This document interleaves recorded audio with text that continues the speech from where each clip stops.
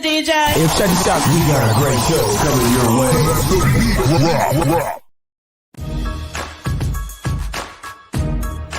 From the ECSI Sports Studios, it's the Midday Market Report with Jeff Dawson.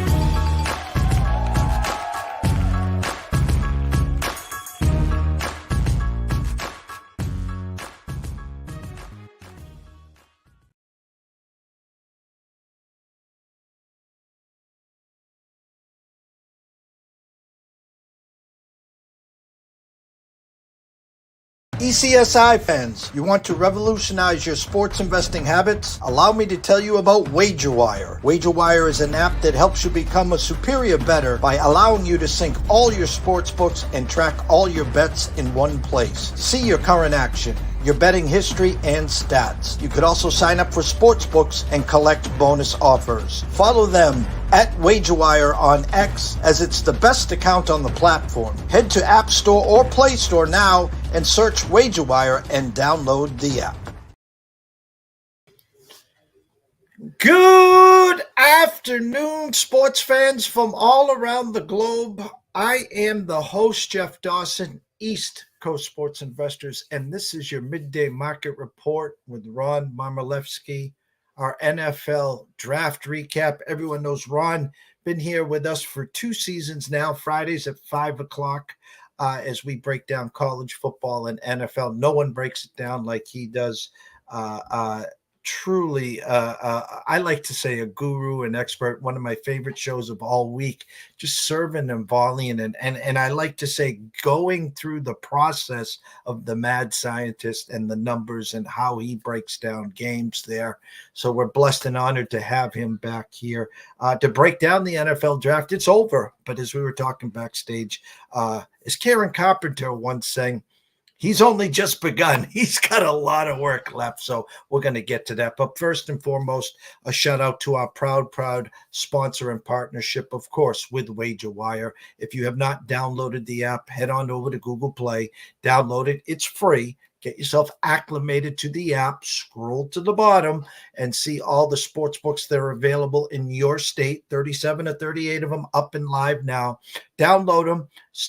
Take advantage of the match play, the promos, all the offers that these sports books are offering. But really what the goal here is to start to educate you on smart wagering and investing. Start to window shop. Why spend minus 128 on the Red Sox tonight when you can just scroll to the right and 2 sports books down, never leave the couch? It's minus 108. Save yourself 20 cents for every 100. It goes a long way, day to day, week to week, month to month, and year to year. So if you want to join the team, send an email to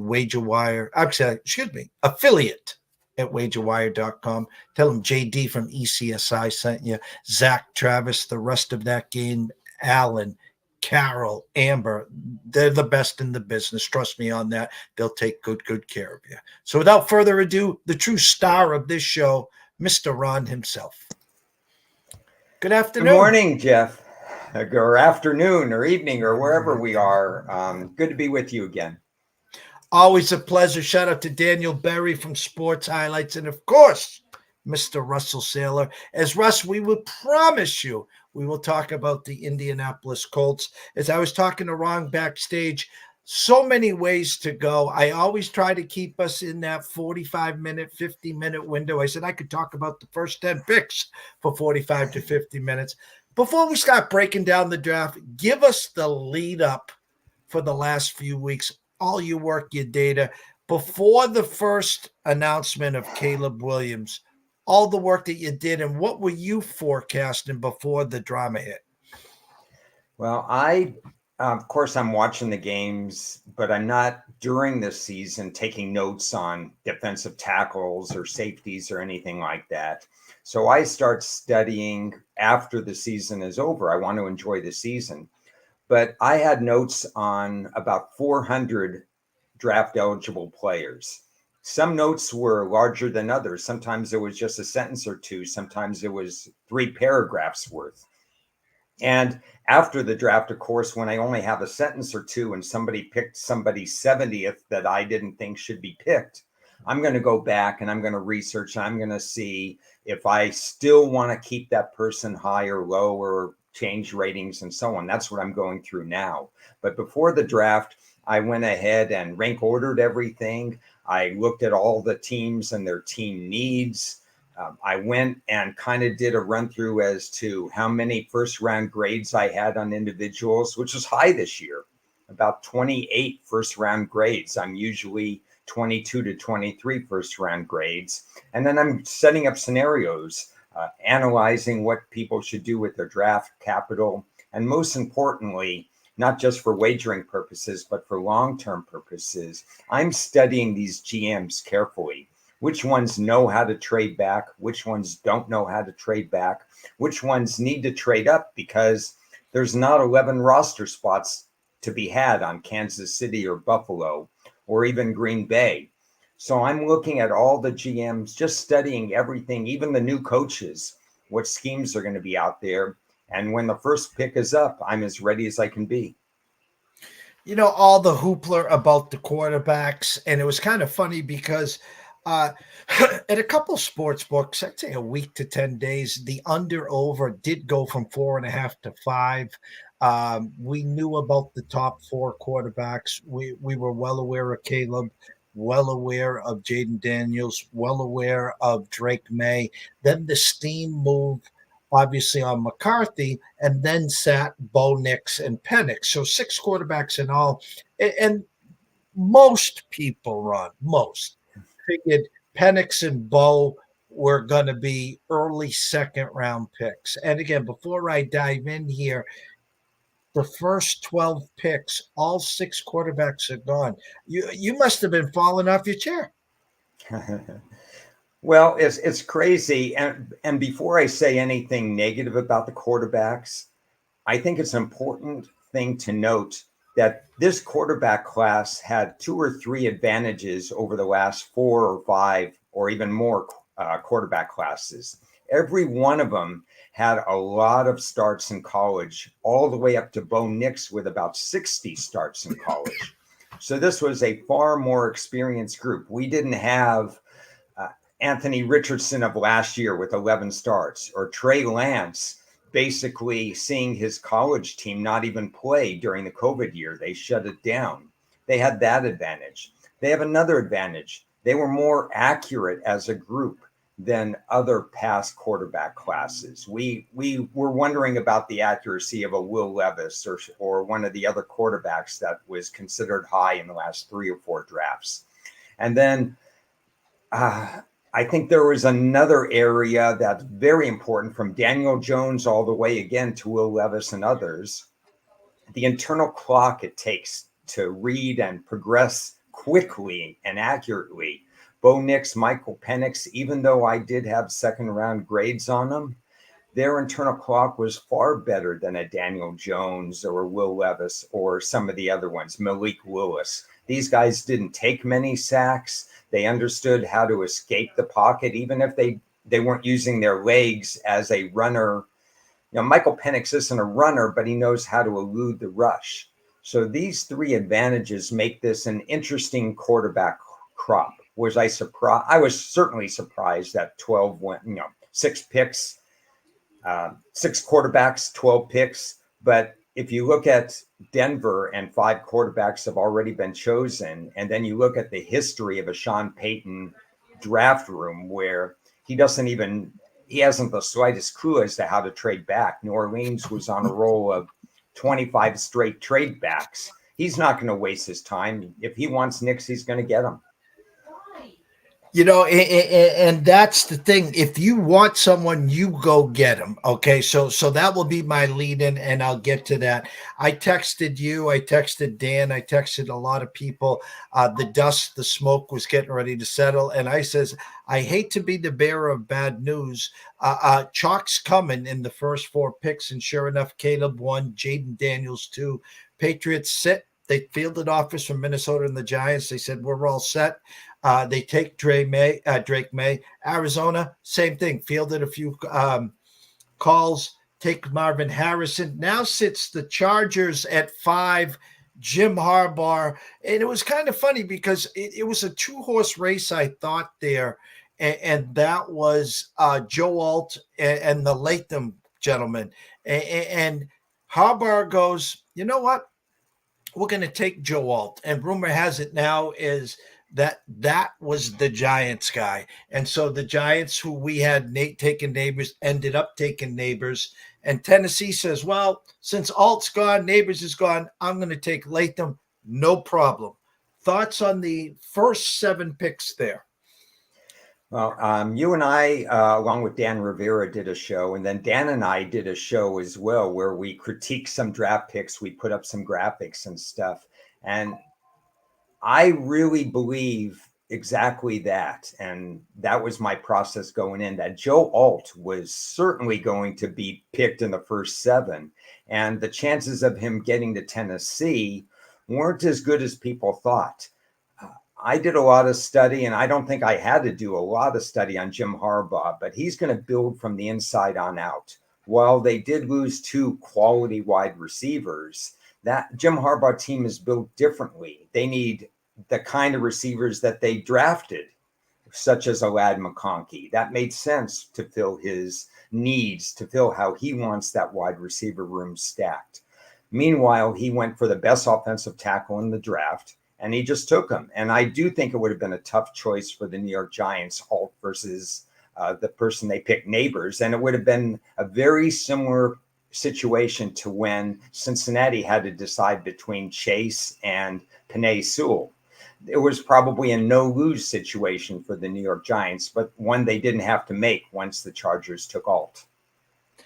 And I love that comparison because I to this day was shocked. I mean, you had to hurt Joe Burrow. There was Sewell right there, someone that's going to be there for 10 to 15 years, and yet offense wins. And this is before the quote-unquote offensive drafts began, and they took Chase, and the rest is history there. Mm-hmm. Okay, so the fun begins here at 8. I know this. I was sitting in the catbird seat, because we nailed the first 4. We had Neighbors at 6. And now at 8, I'm just like, lock it in. And I was thinking of you and Dan. This is Dallas Turner all day. Just bring it on, baby.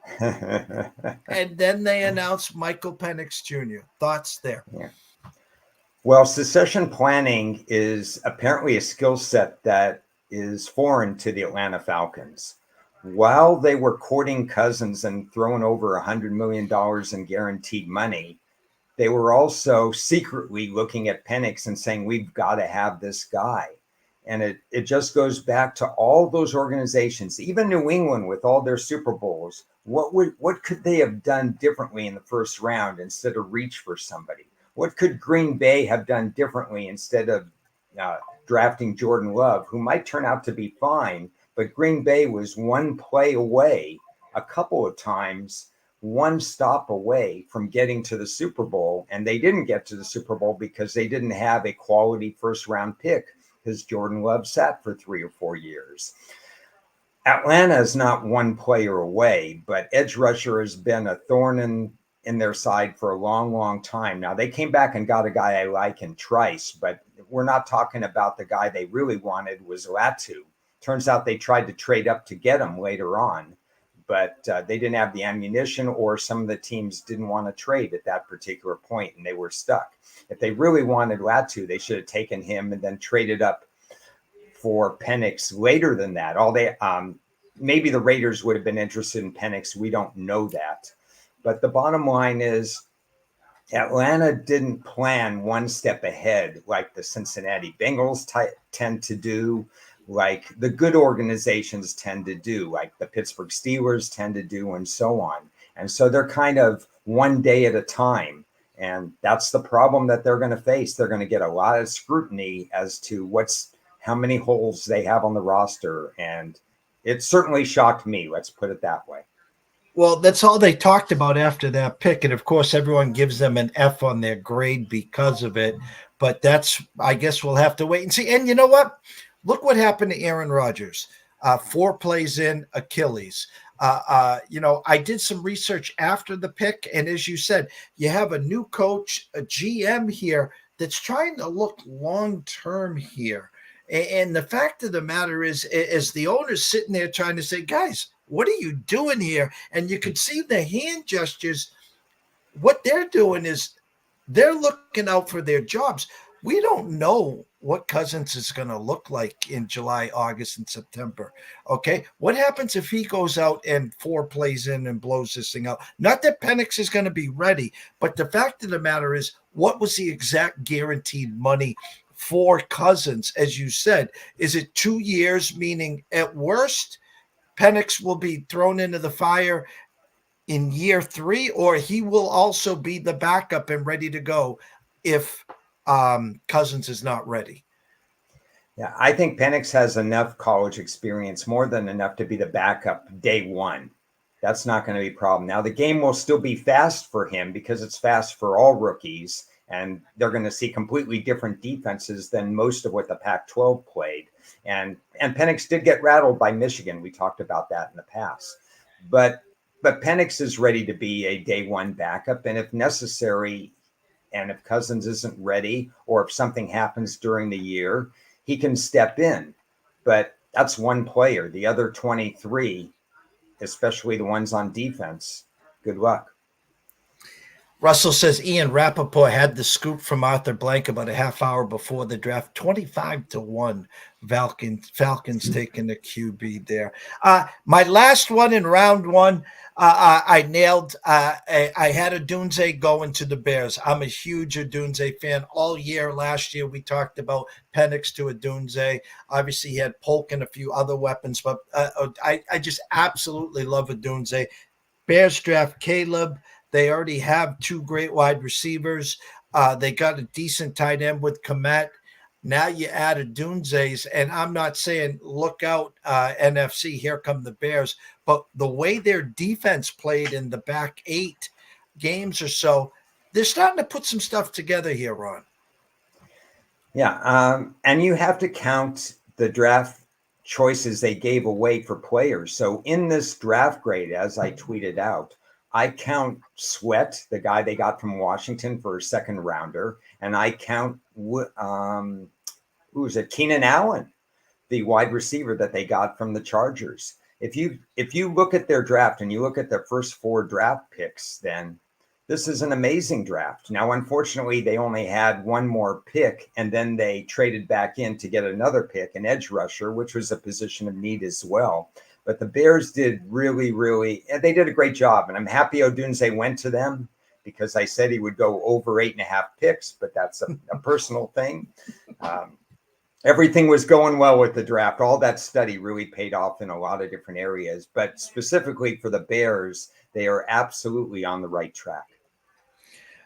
Okay, so now at 10 is the Vikings. So I guess I don't know if it's a plot or by default. All that talk, they were going to move up to 3 or 4. I'm telling you, I said it to you, I said it to Dan on the shows. I really think they had their heart set on May. Again, McCown, their quarterback coach, coached them in high school. I really thought that was a perfect spot. Here, the Jets, they flip-flop. The Jets say, hey, you know, all right, we'll move up a spot. My question to you, were they settling for McCarthy there, or was it almost like, if we don't get May, we will take McCarthy? They loved McCarthy. Okay. They also liked May a lot, and they made a cursory attempt to trade up to New England. Other teams made far stronger bids to move up to New England, but New England had to have a quarterback. Elliott Wolf, if you study, his dad and everybody else in the organization, you knew New England was going to stay and grab that quarterback. So once that talk died down, the real issue was how far would they move up for McCarthy. And I was adamant that McCarthy was not a top 5 pick in this draft. And the only place they could trade would be the Chargers. But as we found out closer to draft time, there was no way they were going to get Alt if they were going to move off 5. So basically, I thought the ideal trade partner would have been Atlanta at 8, and Atlanta could still have had Penix. But we know that Atlanta has no clue how to trade back. unfortunately, that, Atlanta wasn't going to trade with anybody. You could have offered them 8 first-round picks. They wouldn't trade. Well, maybe they would have, because Gettleman did that once after saying he would never trade with the New York Giants, and he got a king's ransom at one point. So then you go back to 9 and 10, and you're making a soft deal. And that's what I thought would happen all the time. Just a soft deal to ensure that you get your guy. And there's no quarterback that goes in a better situation than McCarthy, with an established, cohesive offensive line, a top 10 tight end, and world-class wide receiver, in Jefferson, and a solid number 2 in Addison. Is this a project in regards? I know they have Sam Darnold there. Is this Darnold till the bye, or is this a competition right off the start, you think? I think the job's going to be won in exhibition. This is where you wish. I know Roger Goodell would probably cut me off right now, but this is where you wish you had 4 exhibition games instead of 3, when the last week you're just resting people and stuff, because I think they want to see if McCarthy is ready day one. IQ wise and vision wise, he might very well be ready, but there are some throws he can't make right now. You might start Darnold, but Darnold has a low ceiling because he has too many bad habits that haven't been corrected. And he's been in too many locker rooms where I just don't think it is going to be corrected. He's highly gifted as a passer, but I think he fell into bad habits. 60-40, I would say Darnold starts week 1, but there's going to be competition in August. Well, as you said, you couldn't ask for a better scenario. Justin Jefferson, and word on the street is, they're working on an extension there. I mean, seeing some of the monies that's getting thrown around out there, Justin's going to get paid, so don't you worry there. I love Jordan Addison. They got a great tight end. Obviously, a defense. They got great coaching staff. I don't think we would have said this the last couple of years.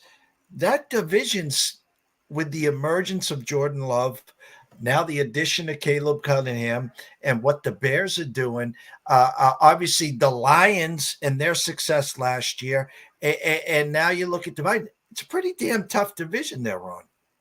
Yeah, I said this to a couple people. I was on with Brady Kannon on the Sports Grid show a couple nights ago as well, Saturday night, said the same thing. This is the second toughest division in football. You can't unseat Baltimore, Cleveland, Cincinnati, and Pittsburgh, but this is probably the second toughest division in football. And it's going to be a dogfight. I think all the teams have improved, and even if they haven't completely improved with day one starters in the draft, at a team that Green Bay was the youngest team in the league last year. So they're just going to get better just with more experience. The tight ends, the wide receivers, everybody they've drafted that's so young, they're just going to get better, and the game's going to slow down for them. Really tough division. Russell mentioned, I'm reading that did the Vikings want to somehow get Herbert off the Chargers' hands?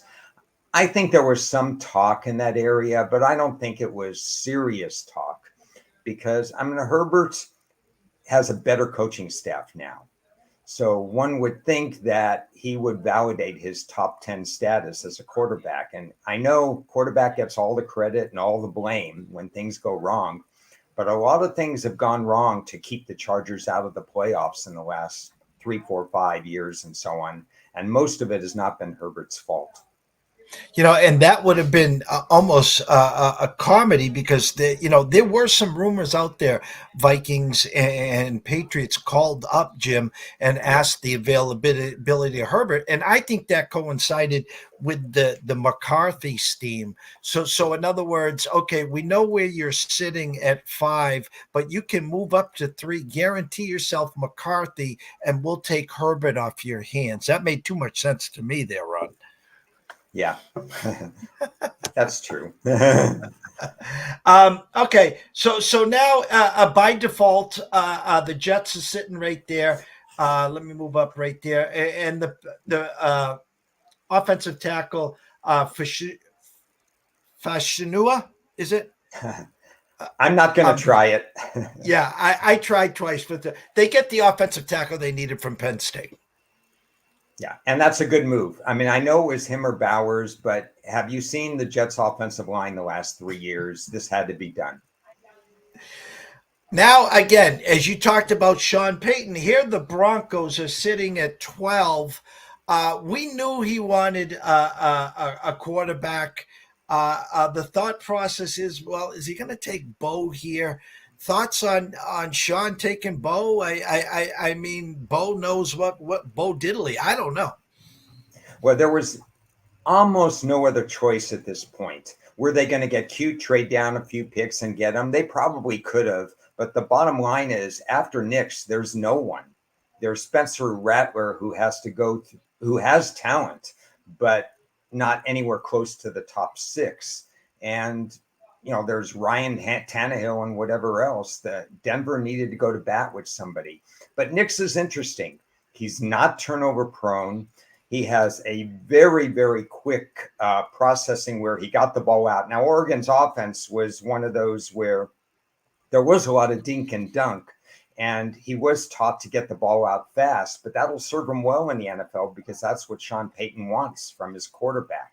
And Knicks is all football all the time. I think this is a really strong fit. I came very, very close to moving up Knicks as a first-round grade, not a top 12 grade, but a first-round grade. But I'm going to leave him in the 30 to 40 range because there are limitations on how far he could throw, some of the other things that are going on there, that he's probably hit his ceiling. There's not that much more room to grow.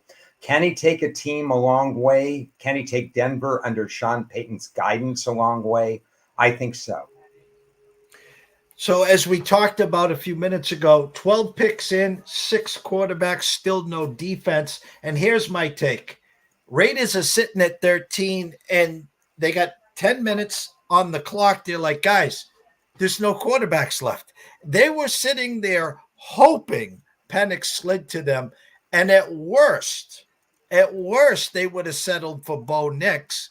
Now they're sitting here like, OMG, what do we do here? And I'm going to say this. I am so disappointed at the Bengals. Maybe you can help me out here. This was a perfect spot for the Bengals to pick up the phone, call up the Raiders. Hey, we want to move up 5 spots to get Bowers. I say the Raiders just took Bowers because they ran out of time in the 10 minutes. That's why I like coming on with you, Jeff. I hadn't considered Cincinnati moving up 18 to 13, but I would have endorsed that move because Bowers, oh man, I mean, he's what Pitts should have been with Atlanta, but Atlanta had such a run-first mentality, they forgot they had Pitts on the roster. I think Pitts will step it up with the new regime, and I think Bowers would have been a great fit for Cincinnati, who later went out and got 2 interesting tight ends that I endorse as well. If you want to talk about Cincinnati's side of the bottom line, it's a boom or bust with Mims. 8 career starts, but impossible to get around him. So if they grow and develop him, they've got a legit top 18 offensive lineman. The Raiders went best player available. They had more needs than you can ever imagine, and tight end was not one of them.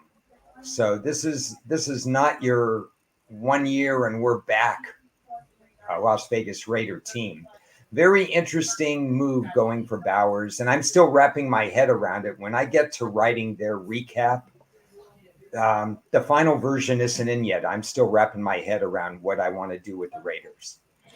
And the fact that they drafted Michael Mayer, who came on in the second half in the second round last year. Russell says Atlanta hasn't had a bona fide quarterback in years. They had a serviceable one named Matt Ryan, but Google search Steve Barkowski to Billy White Shoes Johnson. That's probably when they had the last quarterback. That's there. Terrible.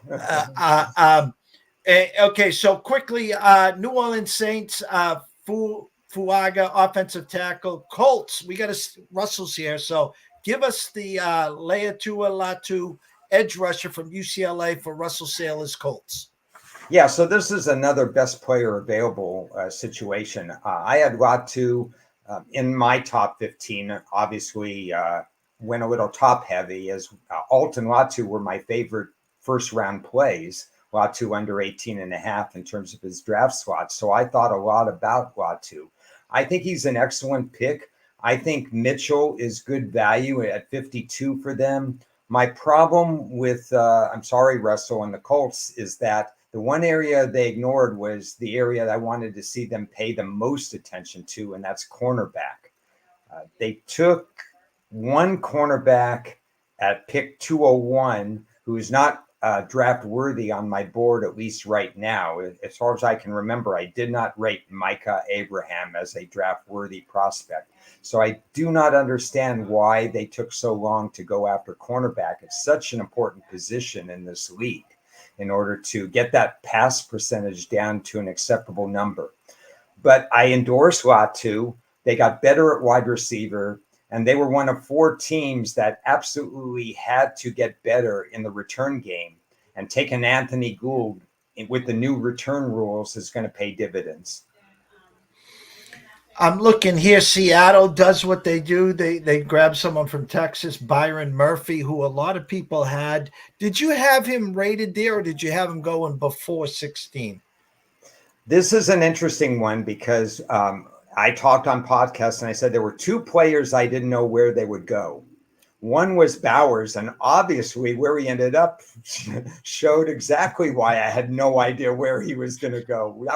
That might have been one of the 3 least teams that I would have picked Bowers to go to. And then I had trouble placing Murphy. I thought my draft range for him was 8 to 16. I thought Atlanta could pivot because you never know whether they're going edge or not going edge, and get him at 8. And I thought his floor was going to be 16. So when it came time for him to go at 16, again, at this point, Seattle needing offensive line and having their dream offensive lineman there, who eventually went to Pittsburgh at 20, said, well, we could take that guy. That guy was the perfect fit for Seattle. Or we can take Murphy, who we have rated higher on our board, and they ended up with Murphy. Minnesota then jumps back in. So again, Minnesota stands pat, gets their quarterback, and then they're sitting there. That should have been in Atlanta on pick 8 is Dallas Turner. Yeah, great move by Minnesota. Good value in the Jacksonville trade back, especially good value because where they were drafting, they could still get one of the top 2 cornerbacks, but then Jacksonville decided not to get a cornerback. So it could have been a win-win for both teams. It wasn't. Minnesota, again, 2 for 2 to start the draft. And you talked about Cincinnati and Mims there. Rams and Jared Verse, another edge rusher from Florida State. And then you talked about the Steelers with Troy Fontunua from Washington, your neck of the woods in the Pac-12. Yeah. So the Rams, we know they like to have a lot of pass rushing options. They did a great job with that. Unheralded players who I didn't expect to do as well as they did last year versus expected to do well. He's just athletically gifted. So it fits what Wes Snead tries to do with the Rams. And then Pittsburgh, that was a fine pick as well because offensive line was their biggest need. And he slipped to them. Once he slipped past Seattle, that looked like where he was going to be going. 21 through 24, Chop Robinson, edge, Penn State, goes to the Dolphins. Quinion Mitchell, cornerback, Toledo. Philly just finds ways. They needed a cornerback, and Mitchell slides to him. Brian Thomas Jr., the wide receiver from LSU, ends up with Jacksonville, almost like maybe a replacement. They're hoping for Ridley. And then Detroit, again, I think hits a home run here. They needed a cornerback. They get Terrion Arnold from Alabama. Thoughts on any of those picks? Well, Philly's biggest need was in the secondary. They took 2. They took 2 of the top 5, in my opinion. Detroit's biggest need was in the secondary. They took 2 right off the bat. The number 1 guy and I think my number 8 guy. So obviously they doubled down on the most extreme areas of need. That was fantastic. Jacksonville didn't do a good job. And the other team you mentioned was Dolphins, Eagles, Jacksonville. Dolphins. Yeah. Yeah. Yeah, well, Dolphins, the guy was fast. The production didn't match his athletic skills. He gets to the pocket. He doesn't close, but he brings speed to the table, and we know the Dolphins are one of 2 or 3 teams that speed. Their whole draft was about speed.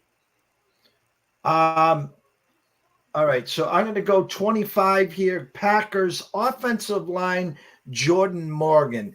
Now, here's another one of my props that I had. The guy slides. He was a perfect fit for them, and it's going to get to my subject and talk in a few minutes. They drafted Jordan Morgan, offensive line, Arizona. Packers do what the Packers do. They just keep adding beef to the offensive line. Cooper DeJean was right there. I had him pegged for the Packers. He made it there, and they passed. Thoughts on their pick there and passing on Cooper? Well, everybody had him pegged to Green Bay, and I think he was a profile fit to Green Bay, but he wasn't in my top needs area. So I don't mind that they didn't go in that direction. I'm not as high on Jordan Morgan as other people are. I think what he brings to the table is position versatility. He could slide in at tackle or guard. So in a sense, even though I wasn't high on him, he has to be bumped up because he can play multiple positions. And he was at a first round grade, but a very back end of the first round grade for me. I would have liked to see them go Newton in the spot, actually, the massive defensive tackle, because there were only 2 strong defensive tackles in this draft that were worthy of first round grades. And we know Green Bay come December and January has trouble getting off the field because they can't stop the run. Newton would have been instant help in that area. Tampa takes a center, Graham Barton from Duke. Arizona, Darius Robinson, defensive end from Missouri. And I got to go to 28. Kansas City Chiefs are on the clock. We're scratching our heads because, Mel Kiper's going, well, the best pick here is. And he's been saying the same name now for the last, 10 picks here. Xavier Worthy. They call up Buffalo. Buffalo's on the clock. Diggs has left the building to Houston. Gabe Davis is gone to Jacksonville. And there is Tyreek 2.0, and they give him to the Chiefs. Okay, so this might be a little controversial on 2 fronts. Number one, I think Worthy was going to Kansas City regardless of whether Buffalo traded with them or not, that Kansas City was going to trade with somebody else to get him. And number 2, I think Worthy's stature and the way Josh Allen positions the ball and throws the ball, Worthy is not a good fit for Buffalo.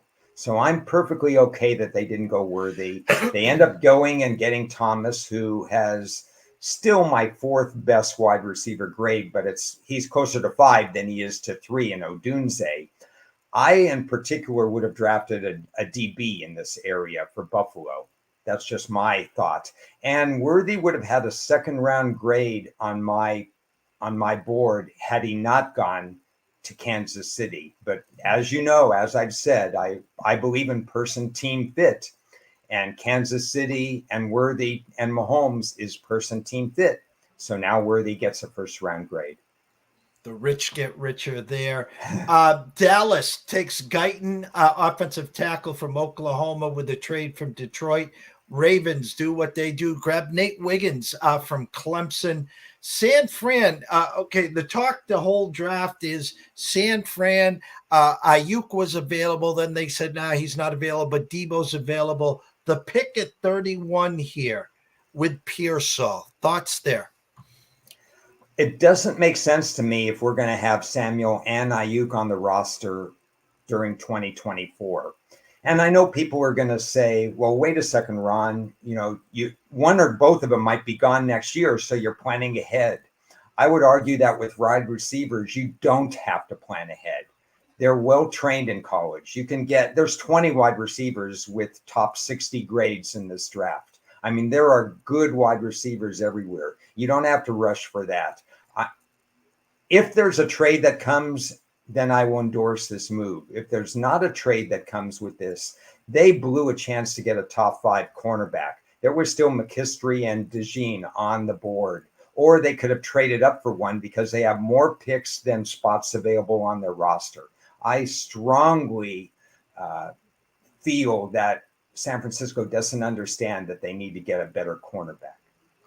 And I'm just hearing rumors through the rumor mills. Keep your eye on the Steelers. And I don't think it will be Ayuk. I think it will be Deebo Samuel. Keep an eye and ears on that. I know they drafted a great wide. Well, I was going to ask you that.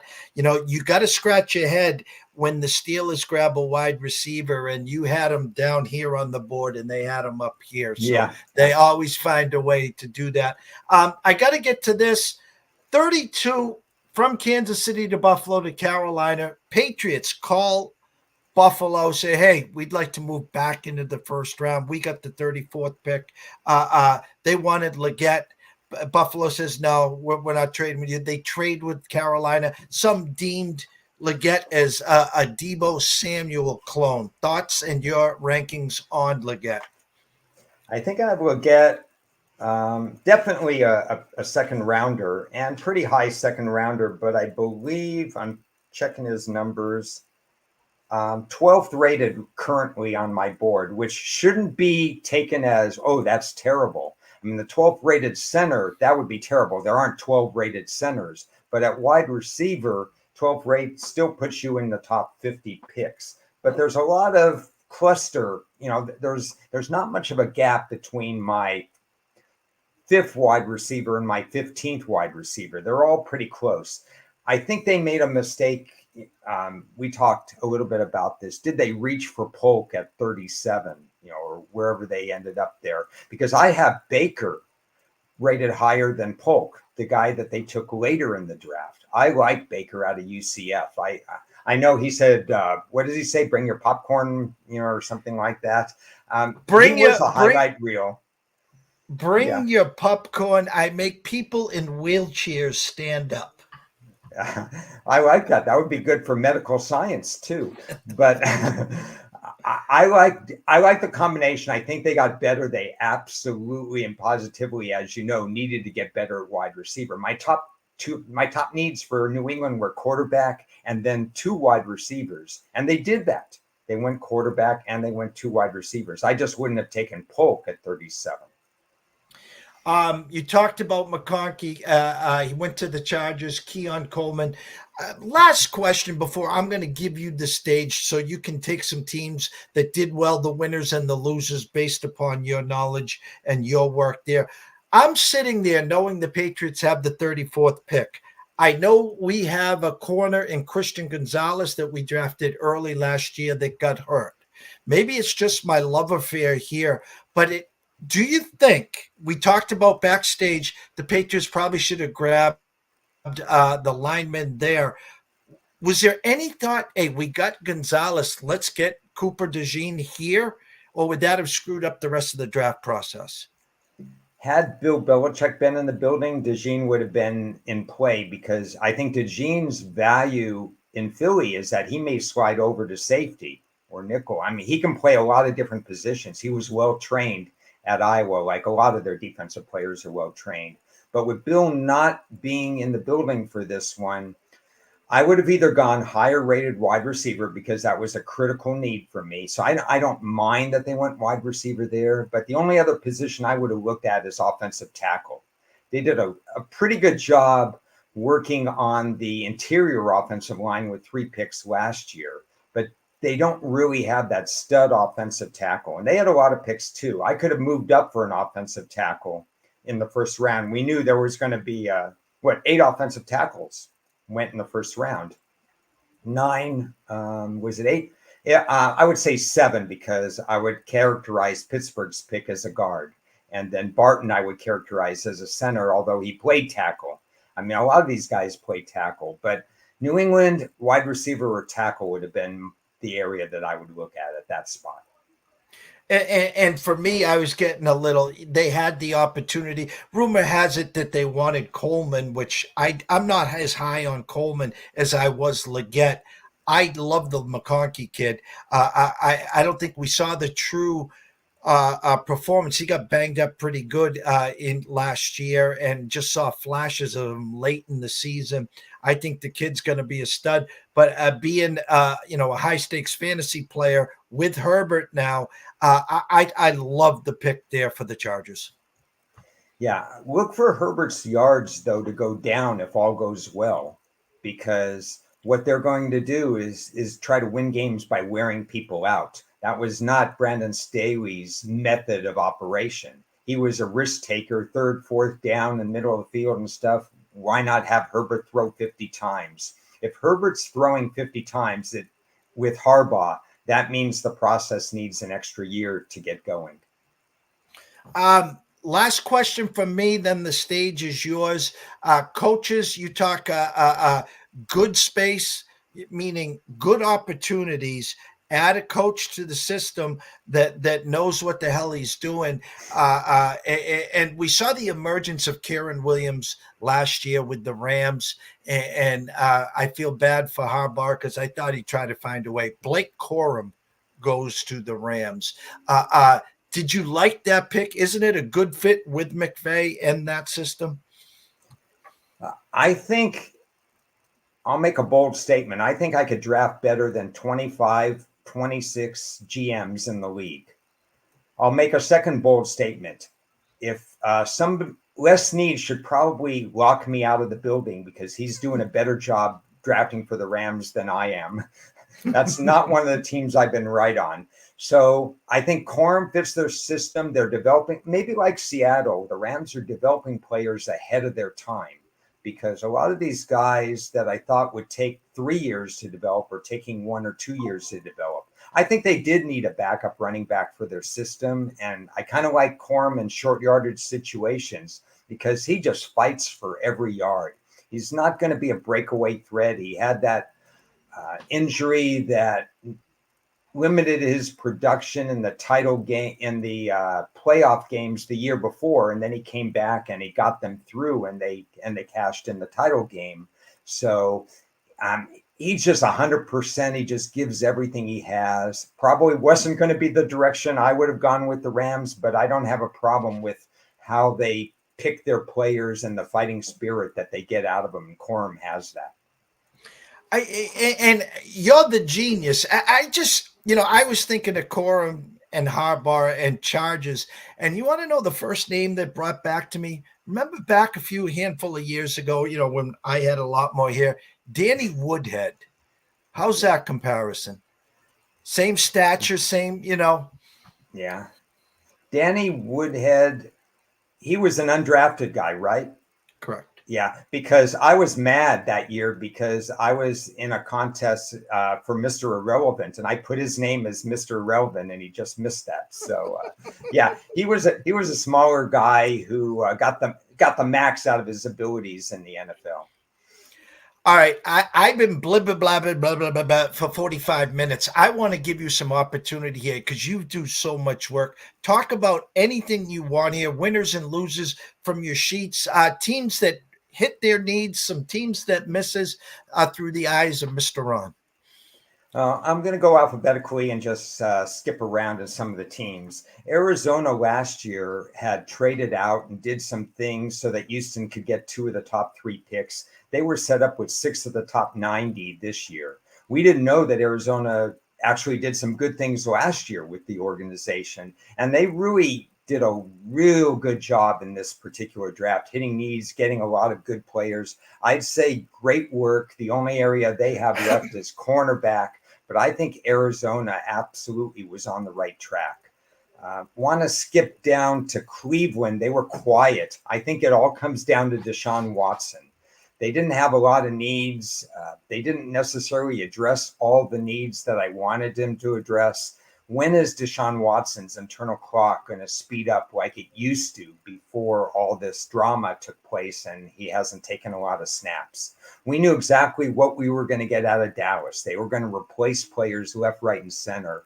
The one thing they didn't do that surprised me is go after running back, but that was a Jerry Jones mistake because he blabbered all along about Jonathan Brooks. I never had a better interview than Jonathan Brooks. So obviously somebody was going to trade ahead of him to go get Jonathan Brooks because Dallas wasn't going to trade up because Dallas sits on their behind. So Dallas got what they deserved. Unsung heroes. Houston trades out of the first round with Minnesota before the draft, 23-42, and yet fills most of their needs. It's pretty amazing. Houston's I don't want to say they're all in because they have some extra draft choices, I believe, for next year, but the organization is seeing things clearly now, and I think they should get some credit. Not going to talk about Jacksonville. I'll save that for a later show. They've got problems. Tennessee has problems. Why do we keep seeing the same teams that draft early the next year? They just don't get it. Atlanta, Jacksonville, middle of the pack drafting, Tennessee, sometimes top 10, sometimes late, depending on how things go defensively. Not so good from that standpoint.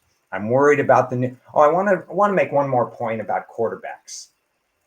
The Raiders are getting flack for not drafting a quarterback, and the Giants are getting flack for not drafting a quarterback. And in both instances, it's undeserved flack. First of all, the Raiders and the Giants do not have the offensive line infrastructure to support a rookie quarterback like some of these other teams do. Secondly, what are the Raiders going to do at 13 when 6 of the quarterbacks are gone already? The Raiders don't have the draft capital to trade up. Forget about that. There's no point in doing that. The Raiders were right to use Minshew and O'Connell, build it up a little bit and get their corner, do things that subtly get them ready for the draft, build up some capital, and get their quarterback next year, because they just weren't going to be in the quarterback sweepstakes this year. And with the Giants, I believe Daniel Jones is on a user-friendly, team-friendly 1 year. They could cut him. They could go after a quarterback next year. If they are not that good, and I think they're not that good, and they have a top 5 pick, then you mortgage whatever you need to get one of the 2 or 3 best quarterbacks in next year's draft. No one was going to be better than Daniel Jones this year, whatever Daniel Jones is for this year.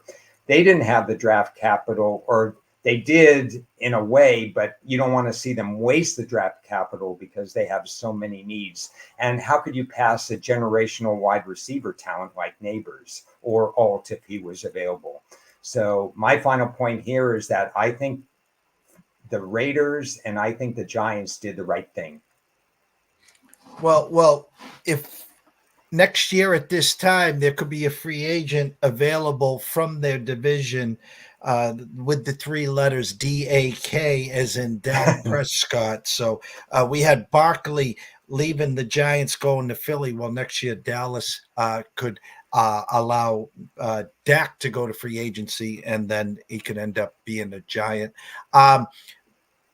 Last but not least, I give you that little 7-yard button hook here, and this is time for Ron's closing thoughts. Okay. The NFL thinks that they're 24/7, 12 months a year and so on. But in my book, when we're at May 20th, I can rest and I don't have to do anything until August. Yeah, there may be a post-June 1 cut or a holdout or a very unfortunate injury, but the hours of work are done for me sometime in the next 2.5 weeks. By that time, I'll have all the information I need. I've analyzed what their needs are. I've analyzed the free agency movement. I've analyzed the new coaches. I've looked at the stat sheet to see, for example, fumble ratio, random fumbles, +7, -7, and so on, regression to the mean, a lot of these other statistical things. The draft was the next to last piece, and I just have to analyze it carefully, and I'm working on it. And then comes the actual schedule layout, which is a week and a half away or something like that. Then we're done. So I'm going to be busy, and I'll be talking about it, and I'll be possibly sharing some insights on little 10 and 20-minute draft recaps, but the pieces of the puzzle are coming together, Jeff. It's great. And then there's Hawaii, and then there's Canada, and there's a lot of good things. So this is a good time of year. Well, as we were talking, I'm smiling ear to ear. We're blessed and honored to have you a part here as we are wrapping up our second full season. If you need any more help on any recaps, I think last year I was your Pats and Eagles guy. Whatever, the door's always open here. Look forward to hopefully next fall, whether it's NFL and college, whether or just NFL, we'll have you here on Fridays at 5. That's always going to be your spot. Or we can move it, of course. But you do a lot of work at Ron A Sports, and also a lot of work and writing for Wager Talk. So tell them exactly where they can find all your work, Ron. So if you look on my Twitter page at the top, you'll see the place where I put all the YouTube videos. And there's the chance that there's going to be one video per team, 10 and 20-minute recaps coming during the next month, during May. I hope to get that going and rolling. And if not May, I'll try to squeeze it in at some particular time. So we'll put a final bow on the NFL, and you could see where that is on the YouTube page. You could subscribe to the YouTube page of mine. You'll find me with Las Vegas Chris from time to time, doing other podcasts, maybe on various shows, and writing on Wager Talk. But it will get quiet after a little while, but you could seek me out. Every once in a while, I'll make some sort of tweet. Well, we look forward to it. And of course, we want you to enjoy your time off in Vancouver and a few other spots. We're expecting a lot of pictures, maybe some tennis matches, maybe some fishing, whatever it is. We want you to enjoy it. And I want to thank everyone here. A special shout out to Russell for all the questions. A big time fan. Thank you for all the support here. Had a lot of people here watching.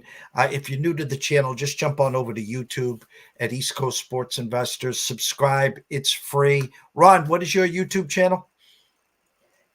You could just, I don't even know what it's called, but it's basically, you'd have to go to my playlist because I put everything there, even the, like this, I'll put there as well. But the ones I originate, you can get on the front page, but otherwise go to my playlist. You can just snap on, again, at the front of Twitter, you should be able to find it, but I'll post it out. I'll have it out there for you next time as well.